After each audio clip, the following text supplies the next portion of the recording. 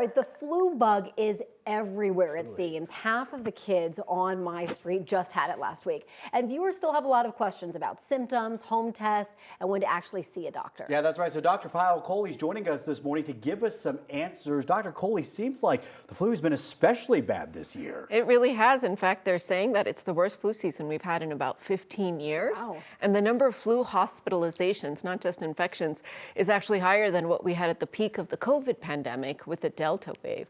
So we think there's a couple of reasons for this. One, the vaccine only seems to be about 30–35% effective. And part of that is a lot of people didn't get the vaccine. So if you don't get the vaccine, you don't get herd immunity. It's just not as effective.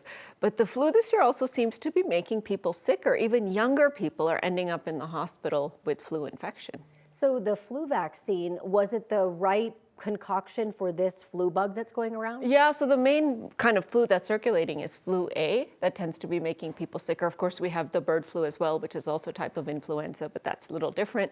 But it seems to have covered it, but not completely against infection. Now, the good news is we still think if you got the flu vaccine, your flu infection is likely to be less severe, and you're less likely to end up in the hospital. But in terms of preventing you from getting the infection, the efficacy is only kind of running 30–35. In a good year, we expect closer to about 60 or 65%.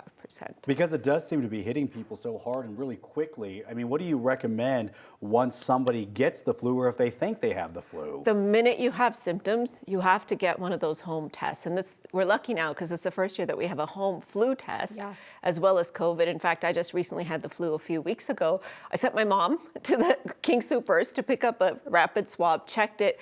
It lit up for flu A within a few seconds, in fact, before the control. And I knew that I needed Tamiflu. And that's really what testing does, two things. One, it helps you protect other people who might be more vulnerable if you're infectious.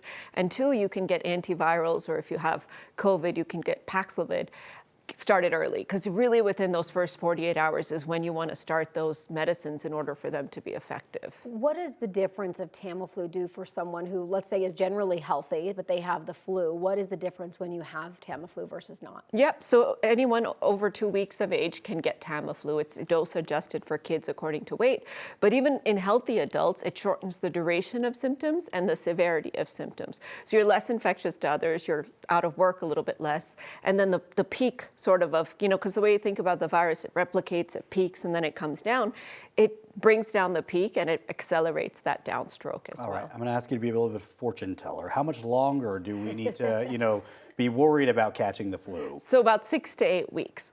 February is peak season, though, so have that guard up. Right now is the peak season, but in the next 6 to 8 weeks, as the weather starts to warm up, we're going to see that flu activity go down. If you haven't gotten the vaccine, I think it's too late now to get it, but just pay attention to the hand hygiene. Don't touch things on the plane, and then touch your face and get that sanitizer out. Things you really should be worried about all the time anyway. Yeah. Right. Do you recommend if someone has the flu and they get Tamiflu, if other members in the family should just preventatively get Tamiflu? Yes, so if you're high risk and you have been exposed to someone with documented flu, you should start it for prophylaxis or prevention as soon as possible, because it prevents you from getting the infection. Especially this year, we're seeing a lot of pneumonias after the flu, both bacterial pneumonias, viral pneumonias, some that are leaving permanent scarring.